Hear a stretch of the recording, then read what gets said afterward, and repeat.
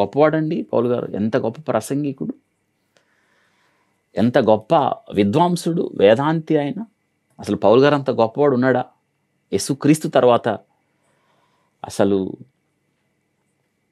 పౌలు గారి గురించి మనం చదువుతుంటే, అసలు ధ్యానం చేస్తూ ఉంటే, కొంత మట్టుకైనా పౌలు గారిలాగా జీవిద్దాం, కొంత మట్టుకు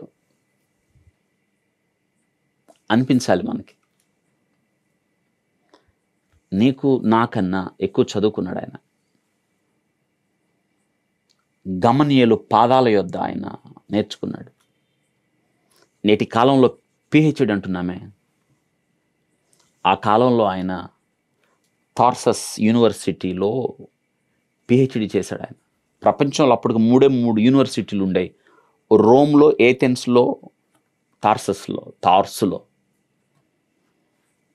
పౌలు గారు చాలా ధనవంతుడు. వాళ్ళ తండ్రికి నౌకాశ్రయంలో ఓడలు ఉన్నాయని, వాళ్ళకి డేరాలు కుట్టే వ్యాపారం ఉంది అని మనం చరిత్రలో చదువుతాం.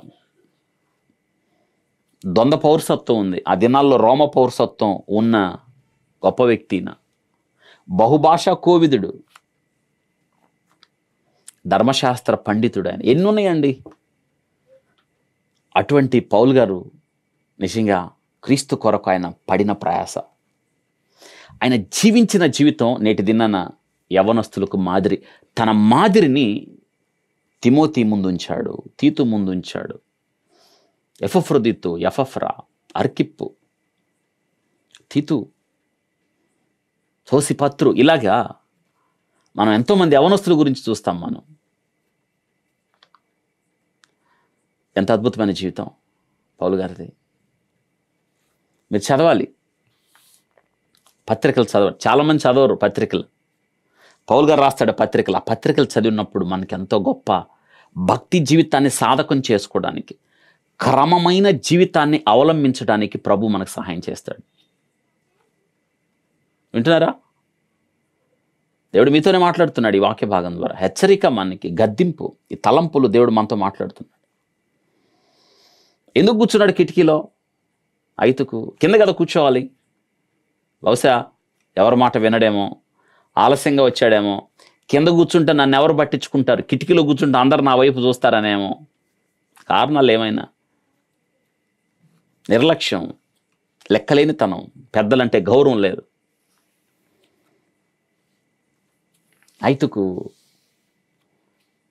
వచ్చాడు, కిటికీలో కూర్చున్నాడు.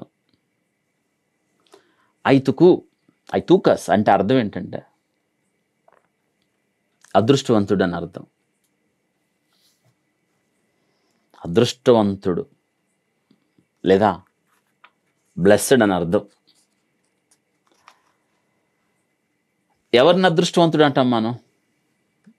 లోక సంబంధమైన ఏమన్నా ఒక వ్యక్తి జీవితంలో లభిస్తే మనం ఏమంటాం? నీకేంలే, నీకు ఆస్తుంది, అదృష్టవంతుడివి. నీకు ఉద్యోగం వచ్చింది, అదృష్టవంతుడివి. ఇల్లు కట్టుకున్నావు, అదృష్టవంతుడివి. కారు కొనుక్కున్నావు, అదృష్టవంతుడివి. ప్రమోషన్ వచ్చింది, అదృష్టవంతుడివి అంటారు కదా మనం. ఐతుకు అదృష్టవంతుడని పేరు పెట్టారు. నేను ఒక్క మాట చెప్తాను, చాలా విషయాల్లో ఈ దినాన క్రైస్తవుడిగా నేను అదృష్టవంతులం. లోక సంబంధమైన విషయాలను బట్టి కాదు, కానీ ఈరోజు యేసు క్రీస్తును మన సొంత రక్షకుడుగా మనం అంగీకరించాం. విశ్వాసము ద్వారా ఆయన యందు విశ్వాసం ఉంచి నీతిమంతులుగా తీర్చబడ్డాం. క్రీస్తు యేసునందు ఉన్నాం, ఏ శిక్షా విధియు లేదు. కాబట్టి మనం అదృష్టవంతులం. ఇశ్రాయేలు, నీ భాగ్యం ఎంత గొప్పది. యెహోవా విమోచించిన నిన్ను పోలిన వాడు ఎవరు? అదృష్టవంతులం మనం. క్రీస్తు, అవును, అటువలే క్రీస్తు కూడా సంఘమును ప్రేమించి, అనగా నిన్ను నన్ను ప్రేమించి సంఘము కొరకు తను అప్పగించుకున్నాడు. అందుకే మనం అదృష్టవంతులం. మనల్ని కోరుకున్నాడు, లోకంలో నుంచి మనల్ని ఎన్నుకున్నాడు ఆయన.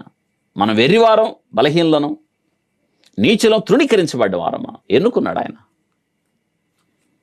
వింటున్నారా? మనం ఈరోజు నీకు ఒక సంఘం, మీ సంఘాన్ని బట్టి నువ్వు అదృష్టవంతుడే కాదంటారా? మీ దైవ సేవకుడు మిమ్మల్ని వాక్యం చెప్పి పోషిస్తున్నాడే, మీరు అదృష్టవంతులు. మీ వెంటపడి మీ ఇంటికి వచ్చి భక్తి జీవితాన్ని నేర్పిస్తూ మీకు ఆశీర్వాదకరంగా మాట్లాడే మీ దైవ సేవకుడు, అందును బట్టి అదృష్టవంతులు. మీకోసం ప్రార్థన చేసేవాళ్ళు ఉంటే మీరు అదృష్టవంతులు కదా. నేను అంటాను, యవనస్తులుగా ఈ వాక్యం వింటుంటే మీ తల్లిదండ్రులను బట్టి, నీ కుటుంబాన్ని బట్టి నువ్వు అదృష్టవంతుడివి. ఒకవేళ నువ్వు చిన్నతనం నుండి సండే స్కూల్ నువ్వు పెంచబడితే నీ సండే స్కూల్ టీచర్స్ను బట్టి నువ్వు అదృష్టవంతుడివి. ఇంకొక మాట చెప్పాలి, ఈరోజు ఈ వాక్యాన్ని వినటానికి నువ్వు బ్రతుకున్నావు కాబట్టి నువ్వు అదృష్టవంతుడివి.